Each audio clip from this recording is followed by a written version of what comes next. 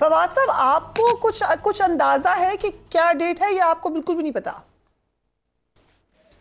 नहीं, देखिए बात यह है कि मुझे पता नहीं है डेट का, लेकिन अंदाजा शायद हो सकता है। लेकिन इसके जो खुदोखाल है, इसकी जो हमारी जो लॉन्ग मार्च का जो मामला है वो जल्दी आपके सामने जो है वो आ जाएगा। एक्चुअली वो आ जाना था, संडे को आ जाना था, लेकिन कुछ वजूहात से फिर जो है वो उसको आगे कर दिया।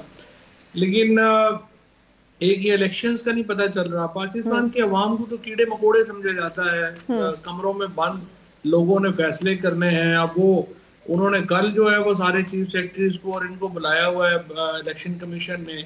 मतलब लाखों लोग जो हैं, 11 सीटों के ऊपर इलेक्शन है, लाखों लोगों ने अपना वोट इस्तेमाल करना है। वहां पे बाबू साहबान के फैसले ही खत्म नहीं हो रहे। कभी एक दिन कह देते हैं कि हम करा रहे हैं, दूसरे दिन कहते हैं नहीं करा रहे। अदालतों के अंदर जो हालात हैं वो आपने खुद देख लिया है। सो एक तो उसकी वजह से जो है वो थोड़ा प्रॉब्लम चल रहा है, और दूसरा कुछ और वजूहत थी जिनकी वजह से हमारा मकसद फ्रिया इलेक्शन है। इलेक्शन जो है वो कराने हम चाहते हैं कि जल्द अज जल्द हो। हम्म। हुकूमत ज़ाहिर इलेक्शन नहीं कराना चाह रही है। हुकूमत इसलिए भाग रही है कि अब तक जितने इलेक्शन हुए हैं उसमें हुकूमत के लोगों की जमानतें जब्त हुई हैं और वो इतनी धांधली के बावजूद बुरी तरह नाकाम हुए हैं। हम्म। अच्छा, अब हमारा मकसद ये है कि हम फसाद के बगैर इंतखाबात करवा लें। ये हम्म। हमारी सबसे बड़ी कामयाबी होगी।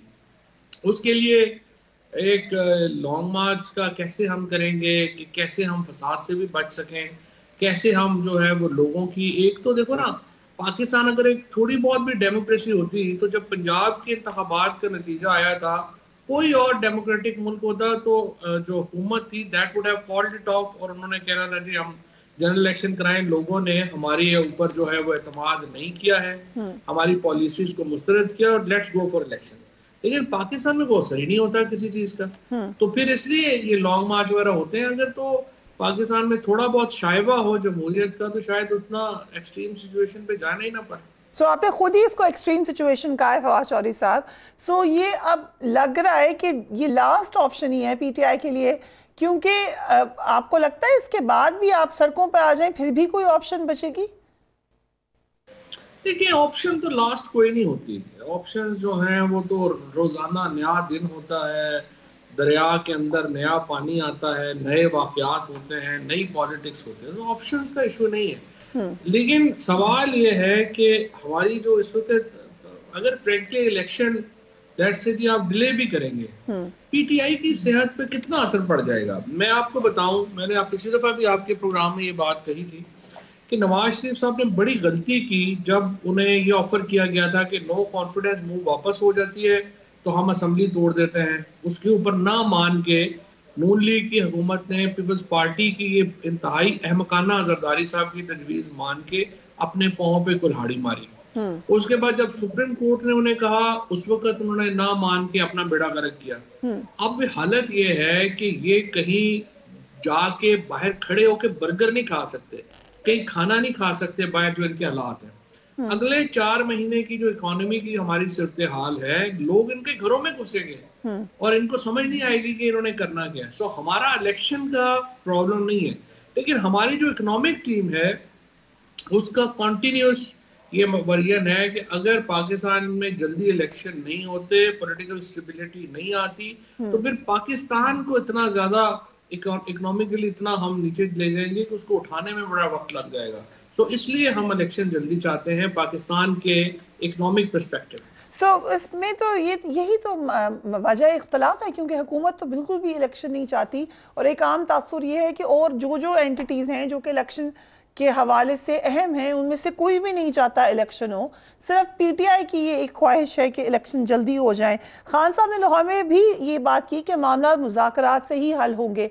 मुज़ाकरात की कहाँ तक कोशिशें जारी हैं? 2 मुलाकातों का जिक्र खासतौर पे एक खास मुलाकात का फाइनेंस मिनिस्टर कर चुके हैं। ये भी कहा जा रहा है एक और मुलाकात होगी, कहीं और भी बैकडोर मुलाकातें हो रही हैं।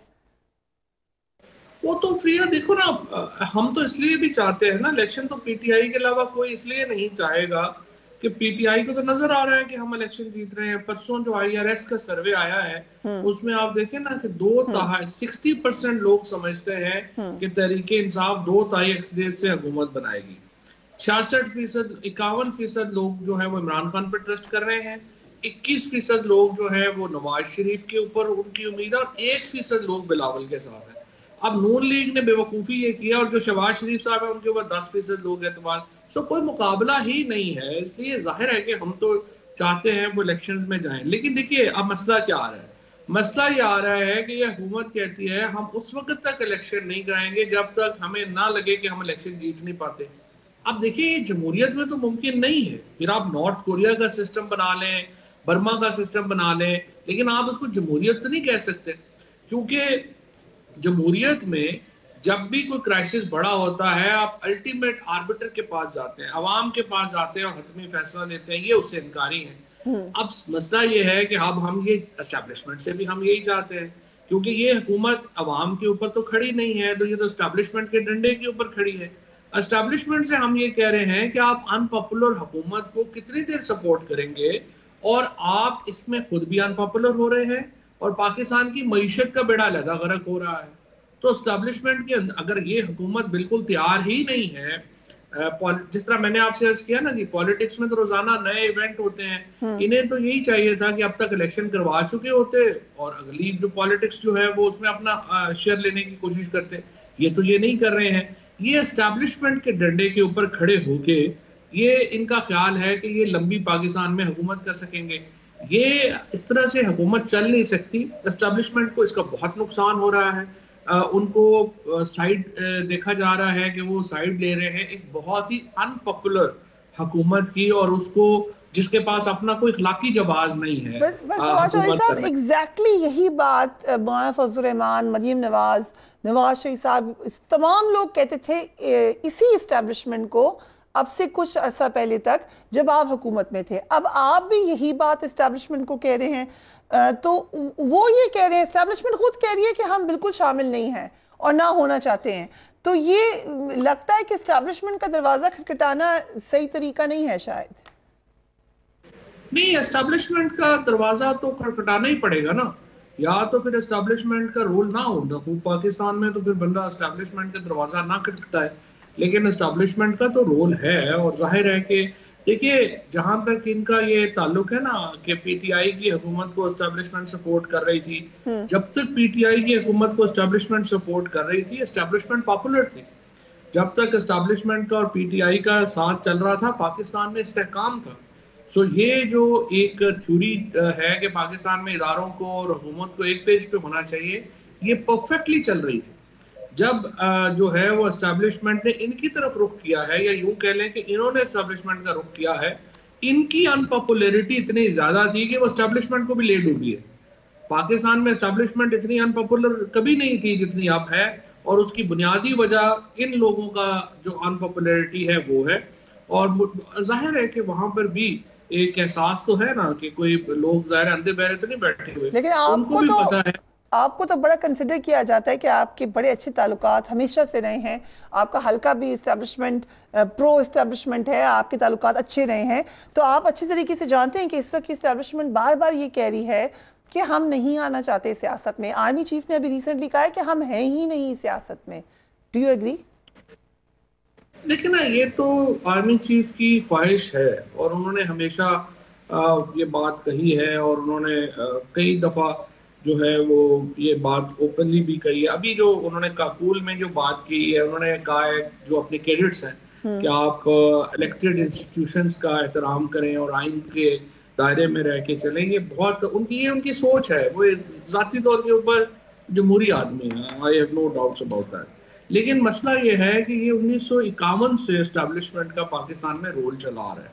ये सिर्फ जो है वो एक कह देने से खत्म नहीं होना, इसके ऊपर एक पूरा उन्हें एक प्लान करना पड़ेगा, उनको सोचना पड़ेगा कि हमने अपना फ्यूचर रोल कैसे डिफाइन करना है।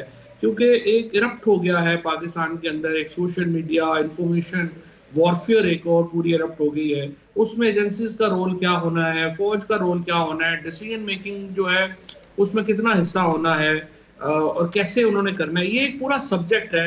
ये इतनी जल्दी सिर्फ एक आपने भी यही बात की, मुझे याद है जिस वक्त खान साहब प्राइम मिनिस्टर थे आप वहीं पे मौजूद थे, उस वक्त भी आपने और खान साहब ने यही बात की कि बड़ी जमहूरी हैं आर्मी चीफ, आपने आज दोबारा ये रिइटरेट किया है, हालांकि बीच में बहुत कुछ हो गया, लेकिन इसी दौरान पिछली गवर्नमेंट बोलती रही कि हमें कॉल्स आ रही हैं, पिछली ऑपोजिशन, अब आप लोग XY का जिक्र करते हैं, खान साहब कहते हैं हर चीज मेरी लीक हो गई, ना सिर्फ टेप हो गई बल्कि लीक हो गई, ये इसी दौरान हुआ है, तो फिर हम कैसे कह रहे हैं कि जमहूरी हैं? नहीं देखे ना, ये जो लीक्स हुई हैं इसके ऊपर तो तहकीकात होनी है ना, ये तो पता चलना चाहिए 100% इसका पता होना चाहिए कैसे हुई क्या हुई। क्योंकि देखिए अगर वजीर आजम का ऑफिस इतना बेवकत है कि वो लग रहा है कि जैसे घंटाघर चौक बन गया है, हर बात वहां पे, और ये तो देखिए ना एक लीक्स हुई है, लेकिन इसी ऑफिस में बहुत लंबी डिस्कशंस हुई हैं पुलवामा के बाद जो मामला हुए हैं उनके ऊपर। इसी ऑफिस में रशिया का विजिट डिस्कस हुआ है, इसी ऑफिस में हमारे जो अमेरिका के साथ ताल्लुकात है वो डिस्कस हुए हैं, because it's office of the prime minister of Pakistan. तो अब मुझे बताइए अगर ये डिस्कशंस जो हैं ये बाहर आती हैं, वो सोशल मीडिया के ऊपर $3.5-4 लाख में अवेलेबल हैं, उसके बाद क्या फिर आपकी रियासत की क्या जो है वो हम समझें कि एक भरम क्या रह गया। इसका तो बहुत ही एक बड़ा बहुत ज्यादा डीमोरलाइजिंग इफेक्ट है फ्रैंकली, और it's a huge failure on the part of agencies जो कि कंसर्न थी प्राइम मिनिस्टर ऑफिस की हिफाजत के ऊपर या उसके मामलात के ऊपर। बहुत ही मैं समझता हूँ डीमोरलाइजिंग इफेक्ट। हम एक और उस दिन जी शहबाज शरीफ साहब ने बिल्कुल सही बात कही कि to be fair with Shahbaz Sharif कि इसके बाद कौन आके वजीर आजम ऑफिस में कोई फॉरेन गेस्ट आएगा, वो क्या वजीर आजम से क्या बात करेगा जब उसको पता है मेरी हर बात यहाँ पे लीक हो रही है, ये चल रही है। सो आपने पूरे ऑफिस का वकार ही मिलिया मेट हो गया है इससे। बहुत ही इसका जो नुकसान है वो अभी हमें एहसास नहीं है कि कितना बड़ा नुकसान हुआ। ये जो पूरी थ्योरी है हैकर की, आपके ख्याल से ये ऐसे ही हुआ, हैक हो गई सारी की सारी इंफॉर्मेशन प्राइम मिनिस्टर हाउस से, या कुछ कोई इंटरनल हैंड भी हो सकता है आपकी नजर में? देखिए सबसे पहली बात तो ये कि इसमें हुकूमत की बहुत ही नॉन सीरियसनेस है। शहबाज शरीफ साहब ने ये जो बात कही थी ये बड़ी इंपॉर्टेंट थी कि इसके बाद है, बट उसके बाद उनके जो एक्शंस हैं वो बिल्कुल मुतजाद हैं उनके बयान के। मसलन आप देखिए ना, राना सनाउल्लाह को, अमीनुल हक साहब को, इनको बनाना साइबर सिक्योरिटी की तहकीकात के ऊपर तो एक बिल्कुल मजाक है ना। आपने इसको जो है इसके ऊपर तो हमें टॉप प्रोफेशनल्स बैठाने चाहिए, हमें जो लोग जो इसके साइबर सिक्योरिटी के मामलात को समझते हैं करते हैं वो इसके ऊपर बैठे, वो इसके ऊपर एक रिपोर्ट सीरियस रिपोर्ट लेके आए, एक्सपर्ट्स रिपोर्ट्स जो हैं वो बने। इस पर इन्होंने कोई एक्सपर्ट कमेटी नहीं बनाई, इसके ऊपर उन्होंने ऐसे इधर उधर से, मुझे अमीनुल हक बेचारे को क्या पता है साइबर, उसके अमीनुल हक सनाउल्लाह तो साइबर सिक्योरिटी के स्पेलिंग नहीं लिख सकते।